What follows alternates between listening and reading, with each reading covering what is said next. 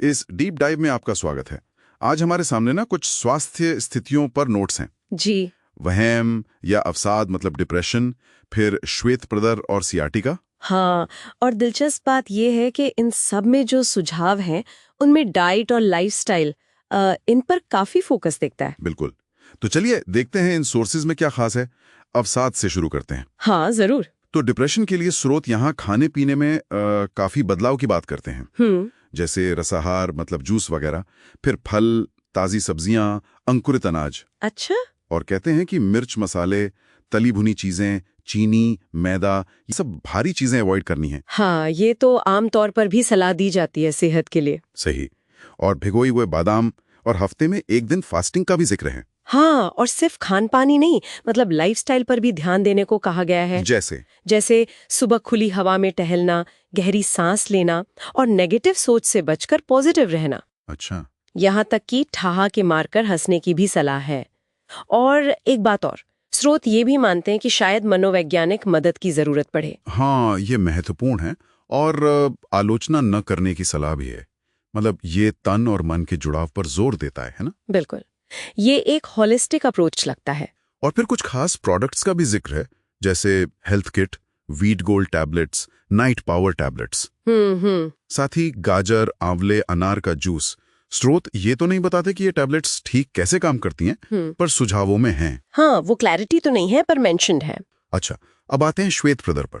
यहाँ क्या नजरिया है? यहाँ भी पैटर्न कुछ वैसा ही लगता है। शुरुआत होती है गरम नींबू पानी के साथ उपवास से। ओके। फिर रसाहार, जैसे सफेद पेठा, नारियल पानी, पत्ता गोभी का रस। और फिर एक हफ्ते तक अपक्वाहार, यानी बिना पका भोजन, फल, सब्जियां, अंकुरित गेहूं। कैल्शियम और आयरन वाली चीजों पर भी काफी जोर दिया गया है। तो यहाँ भी डाइट पर बहुत फोकस है। जी। और कुछ खास नुस्खे भी हैं, जैसे ताजा आंवले का रस पीना, काले चने का सूप। अच्छा। दिन में कई बार नींबू पानी, और एक परहेज बताया है, खटाई नहीं खानी। दिलचस्प। ऐसा लगता है जैसे शरीर की अंदरूनी सफाई और पोषण पे ध्यान है। हाँ, शायद वही मकसद हो। और उपचार में फिर से वही नाम, health kit, wheat gold tablets, night power tablets. हाँ, ये कॉमन लगता है, लेकिन यहाँ एक एक्स्ट्रा चीज है, फेमीटाइट क्रीम। और उसके इस्तेमाल से पहले फिटकरी पाउडर से धोने का एक स्पेसिफिक इंस्ट्रक्शन भी है। ओह, तो यहाँ बाहरी उपचार का भी सुझाव है, मतलब अंदरूनी और बाहरी दोनों। हाँ, ऐसा ही लगता है। चलिए अब आखिर में सियाटिका को देखते हैं। जी। स्रोत इसके दर्द को काफी गंभीर बताते हैं। कमर के निचले हिस्से से शुरू होके एक पैर तक जाता है, वो भी असहनीय दर्द। हाँ, सियाटिक नर्व का दर्द बहुत तकलीफदेह होता है। और लक्षण भी बताए हैं, जैसे रोगी पैर सीधा नहीं रख पाता या खड़ा नहीं हो पाता, चक्कर आना, दर्द का घटना बढ़ना, कभी कभी बुखार भी। ये लक्षण तो वाकई बहुत परेशान करने वाले हैं। और इसके कारणों की लिस्ट तो काफी लंबी है। हाँ, मैंने भी देखा, कई वजह बताई हैं स्रोत ने। जैसे रीढ़ की हड्डी में चोट। हाँ, या फिर सियाटिका नर्व के पास कुछ टॉक्सिन्स का जमा होना जिससे नस दब जाती है। डिस्क प्रॉब्लम, रीढ़ के निचले हिस्से में आर्थराइटिस। ये भी है। और साथ ही लाइफस्टाइल से जुड़ी बातें भी हैं, जैसे गलत पोस्चर में देर तक खड़े रहना या बैठना। हाँ, असंतुलित खाना, रात में जागना, ज्यादा मेहनत करना, अनियमित जीवन शैली। और सहवास भी। और रीढ़ के निचले हिस्से पर किसी तरह की चोट। तो मतलब ये कई एंगल से देख रहे हैं इसे। बिल्कुल।